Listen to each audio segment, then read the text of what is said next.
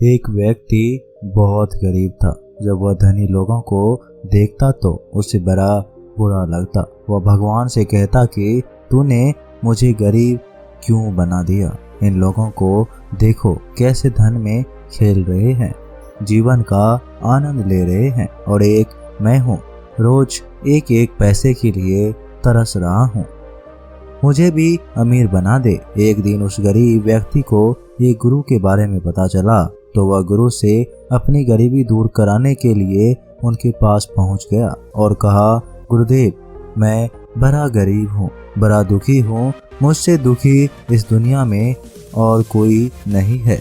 मैं सुखी होना चाहता हूँ और मेरा सुख अमीर होने में है। कुछ ऐसा उपाय कीजिए कि मैं अमीर हो जाऊँ। गुरु ने उस गरीब व्यक्ति के चेहरे पर दुख और पीड़ा के भाव को देखे। गुरु उस व्यक्ति को अपने साथ एक अमीर व्यक्ति के घर पर ले गए।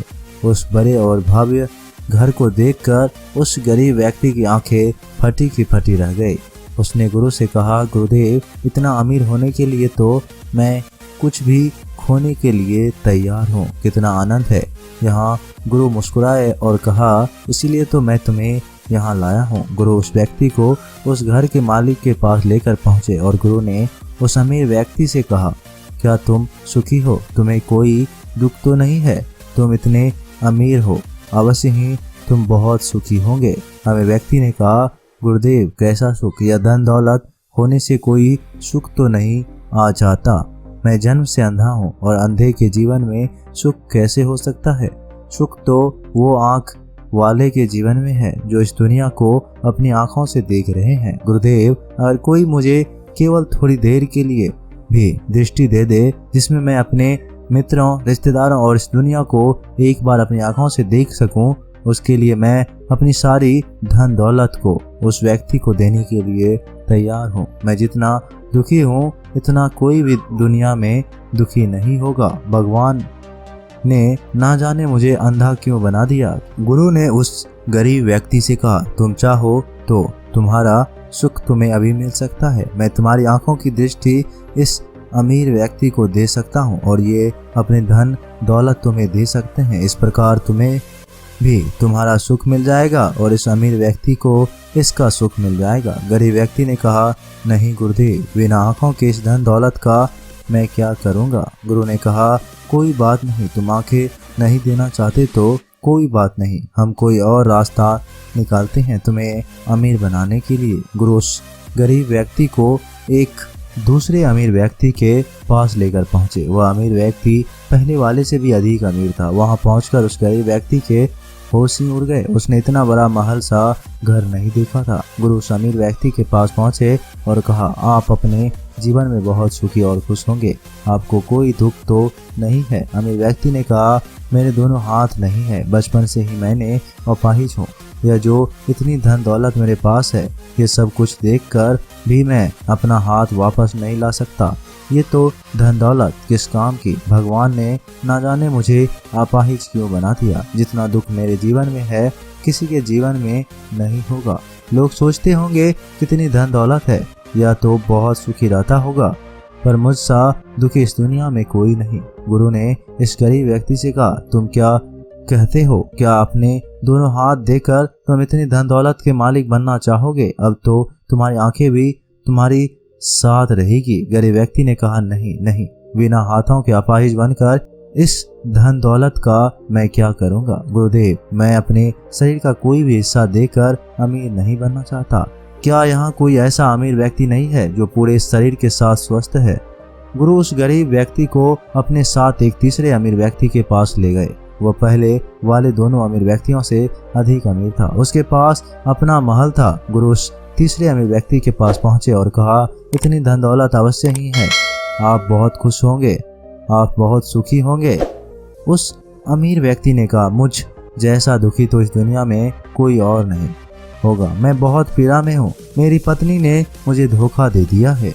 वह किसी और से प्रेम करती है और मुझसे नफरत करती है। यह धन दौलत किसी को सुख दुख नहीं दे सकते और जब मन में पीड़ा हो तो कोई भी ऐसो आराम सुख की जगह पीड़ा ही देता है। मुझसे अच्छे तो वह गरीब है जिनकी पत्नी उनके साथ वफादार रहती है और उनसे प्रेम करती है। आज मैं मन बना चुका हूँ, अपनी पत्नी और उसके प्रेमी को आज मैं मार डालूंगा। गुरु ने कहा, इससे पहले कि तुम उन दोनों को मार डालो, मेरे साथ बैठकर भोजन करो। अब जाओ और भोजन की व्यवस्था करो और साथ में कुछ कांच के टुकड़े को एक बर्तन में लेकर आना। उस अमीर व्यक्ति ने गुरु के भोजन की व्यवस्था की और कांच के टुकड़े लाकर गुरु के पास रख दिए। गुरु और वह अमीर आदमी और वह गरीब आदमी साथ में भोजन करने बैठ गए।